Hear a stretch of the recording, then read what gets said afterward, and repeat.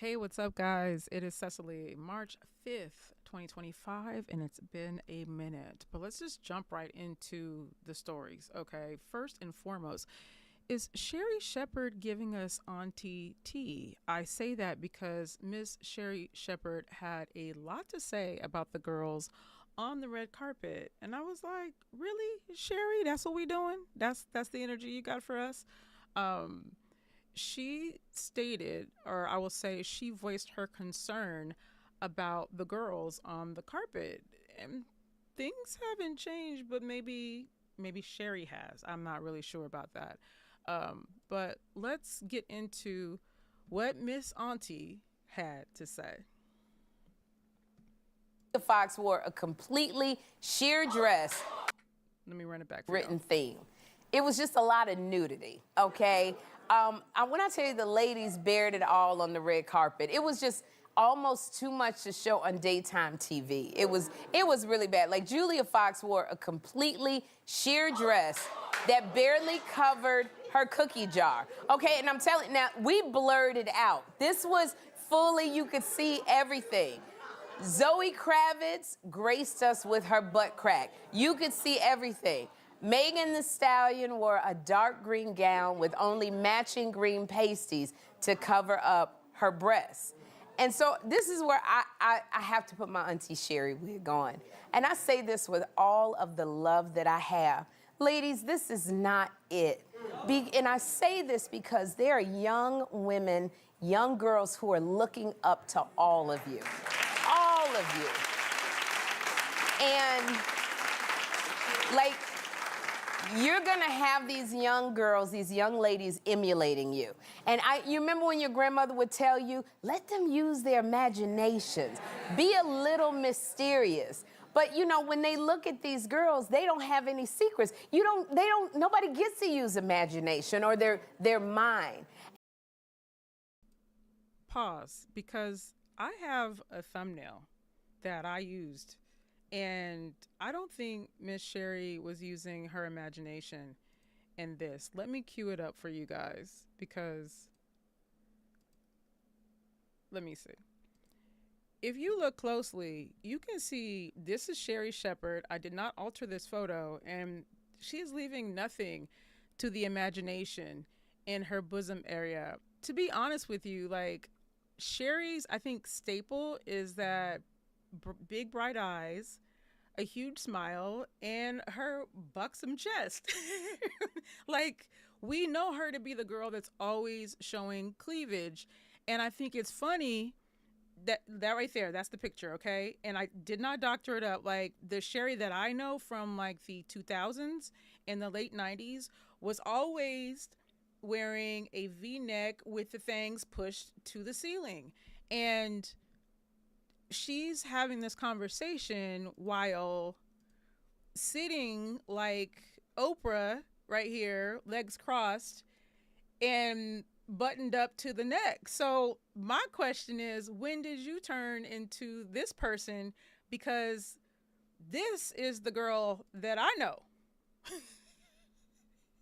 And I'm not shading her because there was a time where we all would have probably, well, maybe not all of us, but may have considered wearing the outfits that these girls are wearing. And let me show you guys what, like, that's what Zoe wore, right? And personally, when it comes to like feet and behinds, I'm not a fan. Like, I don't want to see yours. I don't want to come in contact. It's just, use your imagination. I just really don't think that, I don't know why people like those things. I'll just say that. I just don't get it. So you're going to show the crack of your behind. To me, I'm like, wow, that was interesting that you decided to go there.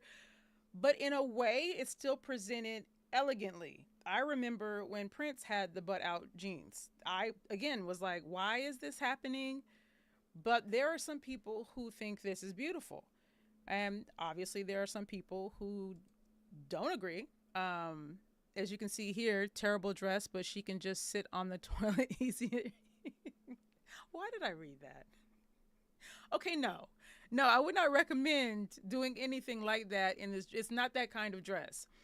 And I was going to show you guys a close up, but I will refrain because we'll get we'll get deeper into the crevice of things and we don't need to. So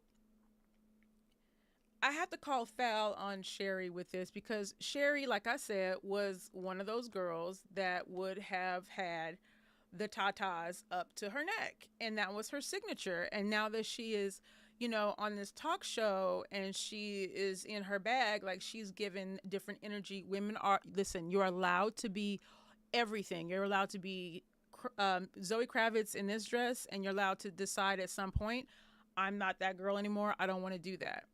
But to make it seem like this is who you've always been, I'm saying that because she has not said, hey, by the way, when I was a young woman, I did this and I did that, and this is why I changed. Versus young women are looking up to you and you shouldn't do this. Well, you're going to have to give me something else because I never elected to be somebody's role model, and I don't have to dress for everyone. It's not my job to wear certain outfits so that these girls don't decide to go put feathers and a butt out dress on. That's a lot of pressure. Now, if Sherry now wants to take on that responsibility and say, hey, I was like this, I would flaunt things that were just, I was being young and being carefree. And then I realized later in life that I was treated blank or this caused blank or whatever. Use your own testimony. Don't project your feelings onto me. And I'm saying this as a person that would have never worn this. I would have never worn this ever.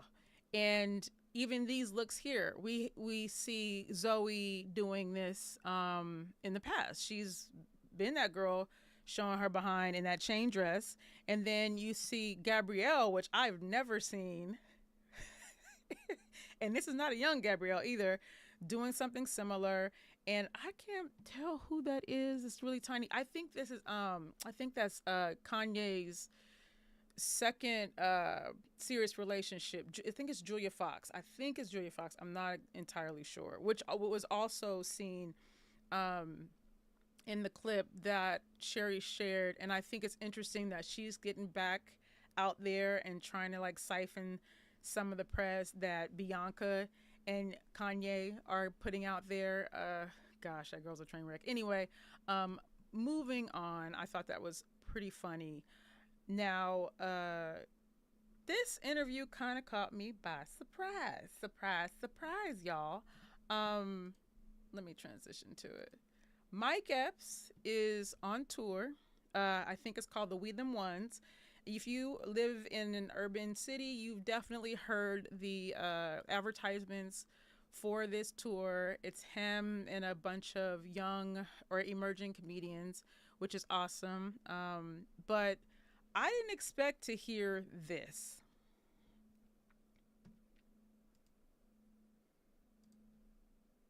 Nice to me. Mike Epps, cut it out. Mike Man, Epps you know we Club, fuck with you Mike now. Epps Club Shay coming this year? Club Shay Shay? Uh-huh. No, I ain't gonna do no Club Shay Shay. Because I'm still trying to figure out why. I'm like, I was like, I know y'all had to sit down. Shannon Sharp, y'all got to bring some white men on here and grill them. You can't just grill black people. 'Cause that shit ain't right. I know we make money off clickbaiting and shit, but clickbait them white folks.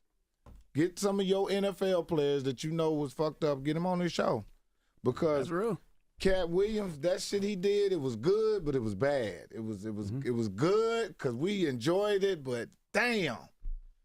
Man, he hurt them dudes' feelings saying all that crazy shit. So we gotta balance it out, man. Shannon Sharp, if you're listening, we want to see you interview some of them football players, some of them white football players that was in the NFL that was fucked up. Just to balance it, not on no race shit, but you can't just interview black men and let them pour out all their pain on television on these podcasts, man. That's some bullshit. You know, because we more than just problems. We everything, man. We got talent. You know, we got families. We're entrepreneurs. We all of that. So we have to keep shedding the light on the positive part of that. We already got enough negative light.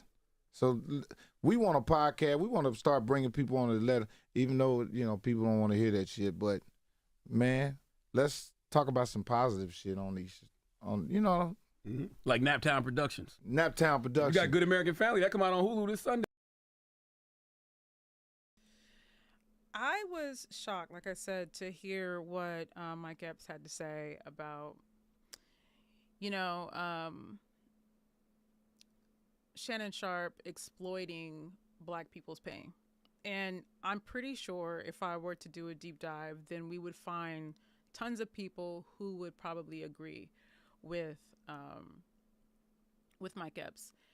And I will say that personally, I feel like the interview with Cat Williams was both good and bad. It felt like it was right on time because 2024 did feel like a year of just people having enough, people pretty much tired of celebrity culture, people tired of just being tired. You know, economically, 2024 was hard for a lot of people, even though I feel like a lot of people were faking it, you know, just to make it. I feel like people started to feel the constraints of, you know, our economy, and just a lot of things kind of came to a head.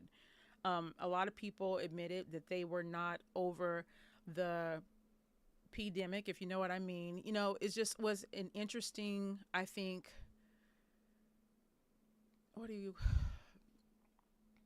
I really think it was coincidental that everything kind of happened.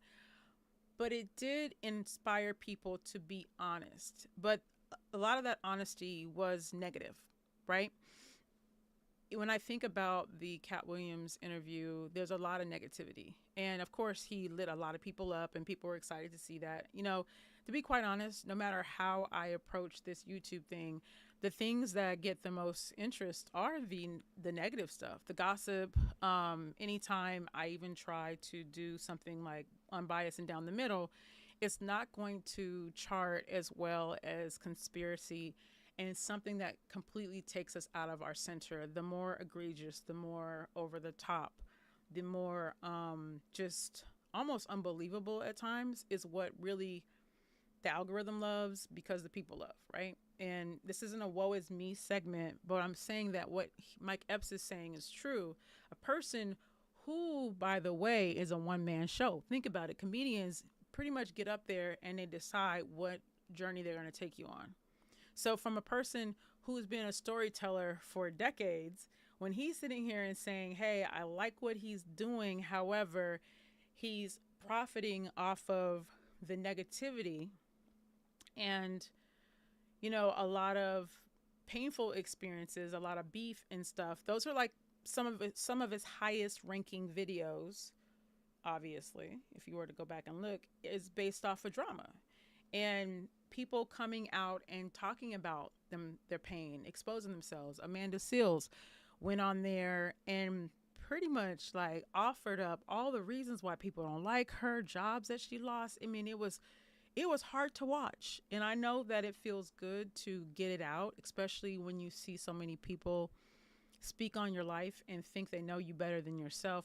But just to see, I would say the Amanda Seales interview, for instance, was like a really hard thing to watch, because here's my thing. If you could have explained it away, you didn't need Club Shay Shay to do it, right?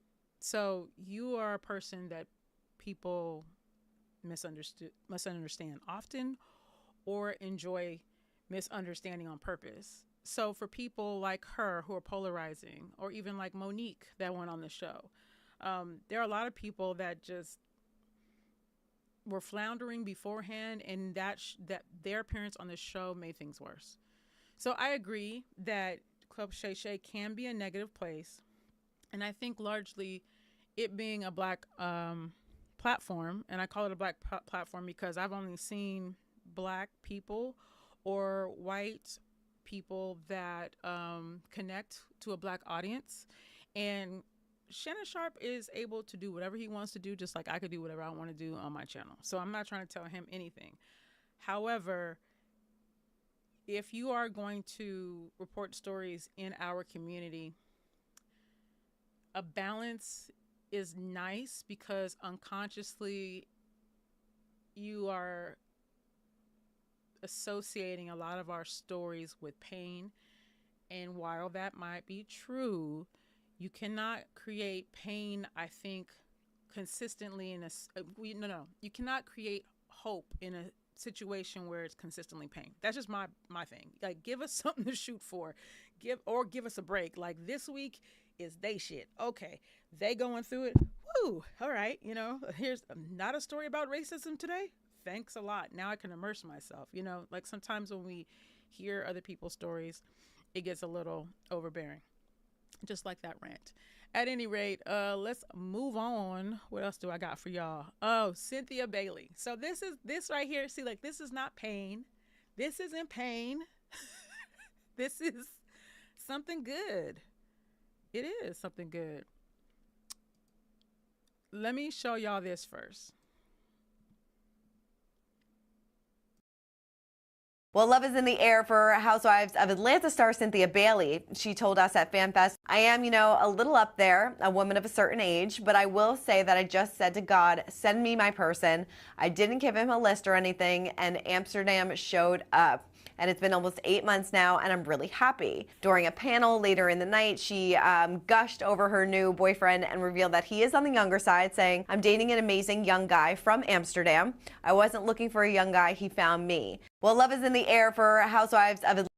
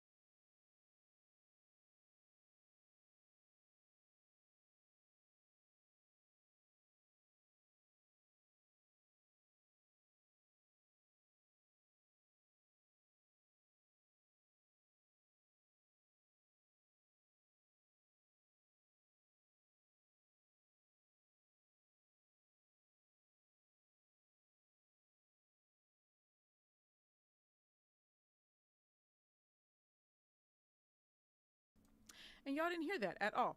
But because my mic was off. So anyway, like I was saying, is that Cynthia is dating this 38-year-old man.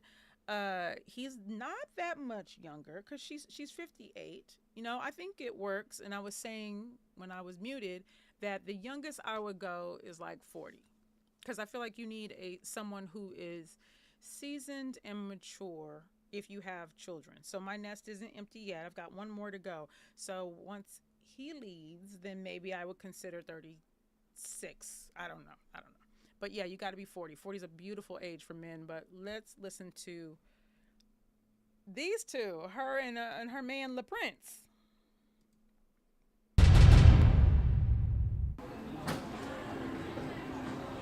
What's good? Nothing much. Just headed back to Atlanta. Okay, I gotta know. Yes. Okay, Okay, all right. I gotta know. Yes. Is this the mystery younger man? I mean, this dude's tall. He is tall. Is it? How's that going? It's going good. What does he? What does he do? Good. What is he?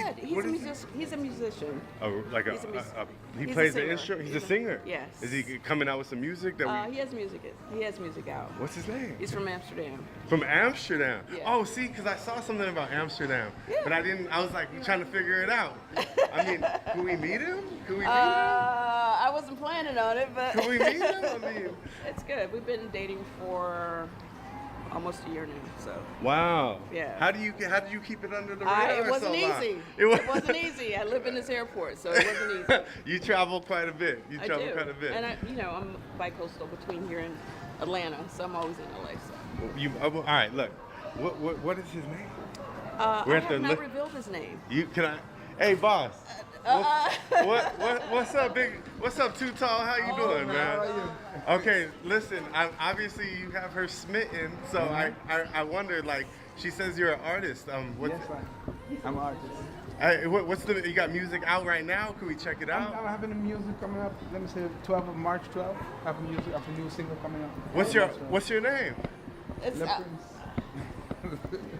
What was it? Don't worry. I call him Amsterdam. That's what you know. He has a show coming up in New York, actually on Thursday. Well, we get Friday. that Friday. thing. We're gonna get that thing jam packed. What's your name, man? We gotta. Where are you performing in New York? On, In the Meadows. where? Meadows. Meadows? Meadows. Yeah, Meadows. In the middles. Yeah, Meadows.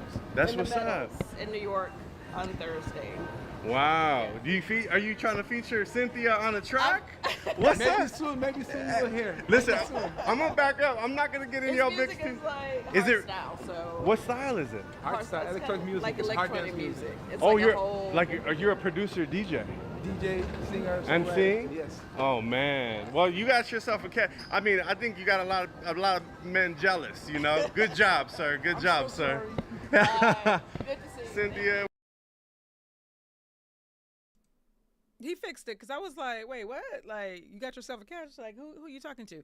So that is her booski, and I found his website. And I want to show you guys the website because I want you to see how cute he is. Let me cue it up for y'all. You know, I got to make it pretty for you. We're going to believe for a producer. We're going to be so big at some point, y'all, that we are going to have somebody do this for us. So here is Le Prince, born in Amsterdam, Netherlands, okay, in 86. 86. Yes. Oh, yes. Oh, indeed. Fresh. Okay. He's cute. Look, he's got the big earthy locks too, right? Pretty brown skin. She has a type, doesn't she? He kind of favors, okay, I know he doesn't look like baby daddy, but he could be like a cousin, maybe. He's cute. He's sexy. Ah, okay. Got a little rock star in him. Pretty teeth. Look how long his hair is. Oh, that must be fun. That must be fun. Oh, to be young again. He said, let me tell you something about me. I'm just being nosy. I'm not going to play the music, but I just wanted to see what else was on the website. His website is leprincemusic.com, and he's got lots of music up. So if you guys are curious about the Booski, check it out. But I don't think she was ready to debut the man. I mean, she's hinted, obviously, as you saw that previous clip with the blonde talking about she's seeing someone new for the past year. So it's not brand new. They are certainly an item. I'm just checking to see what he got going on here. So, I mean, since you're going to put it out there. But when he said his name and she was like, I was like, oh, y'all didn't talk about this. Okay, look, he has honest eyes.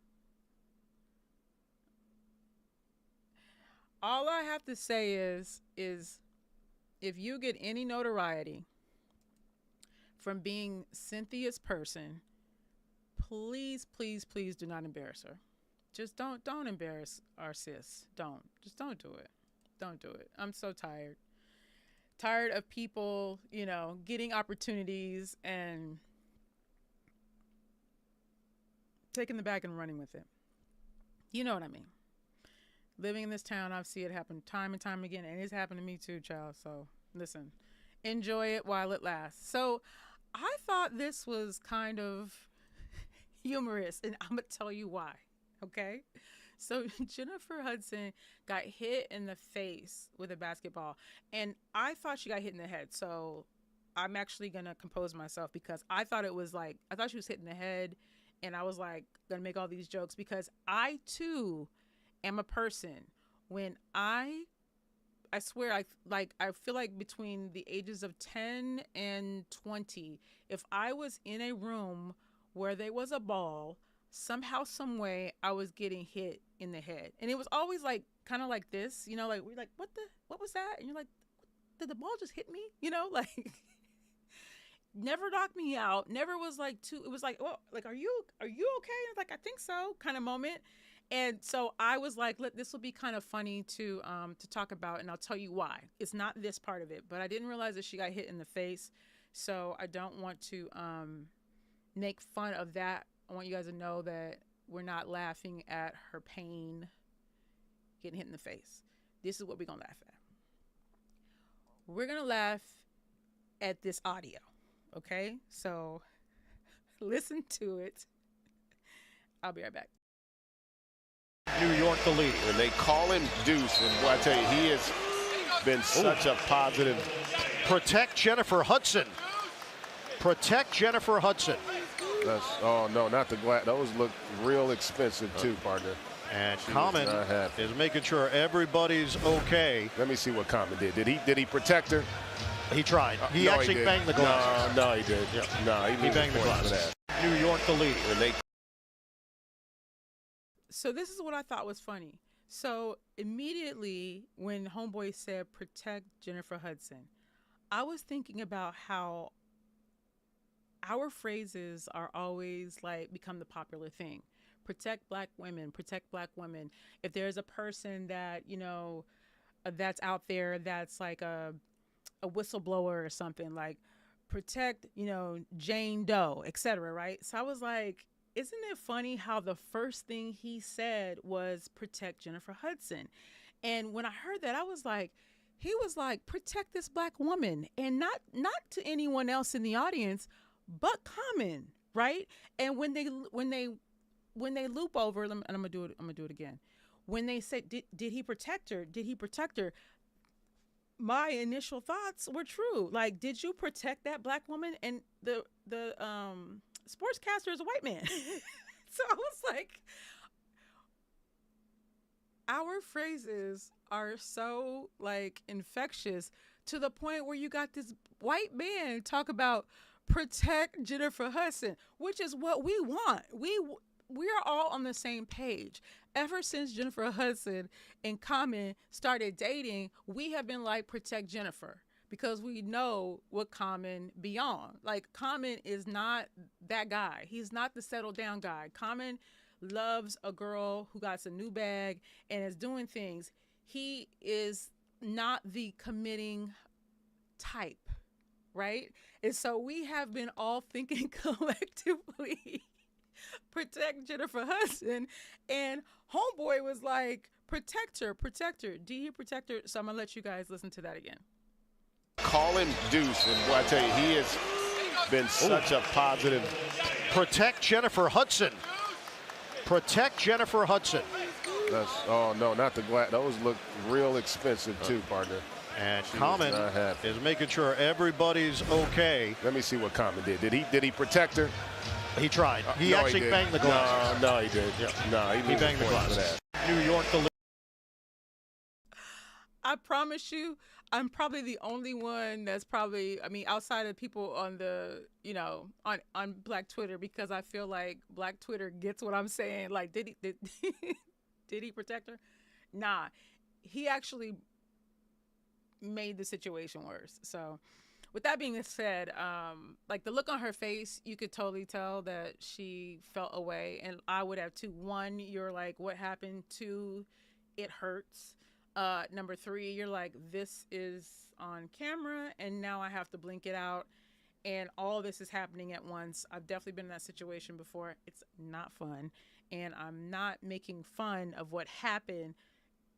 I'm making fun of those sportscasters that were like, protect Jennifer Hudson, the same way we say protect Jennifer Hudson. So with that being said, it's been a minute since I've gone live, and I know that I haven't been here, and I apologize, but I miss this. I do love it, and I have been trying to get in the headspace to do it. This has been a kind of a rough time right now for me, but I know that I got to push through it. So I appreciate anybody that watched this video. I am very, very close to 15,000. I'm like 14 983 amazing people that press subscribe. Amazing human beings that said, you know what? I like her a little bit. I might just watch her video again. That is not lost on me that many people have decided to watch my channel, and not being able to record has been hard for me. And seeing my analytics like, ooh, but that's what happens when you step away. When I came back to YouTube, it was in October. I only had 4,000 subscribers, and I put in the work. And even though I still feel like I don't know what I'm doing, I just be showing up. And I'm talking to myself, and it's weird sometimes. I still appreciate every single interaction, every like, every comment. It gives me or inspires me to come back and to go at it again. So with that being said, I just want to thank anybody that's reached this point in the video. If you are new here and you like what you experienced, please press the like button and leave a little comment for me, and I'll respond. Like I said, it's been a minute since I've been here, but I'm back. I'm back. Protect Jennifer Hudson, y'all.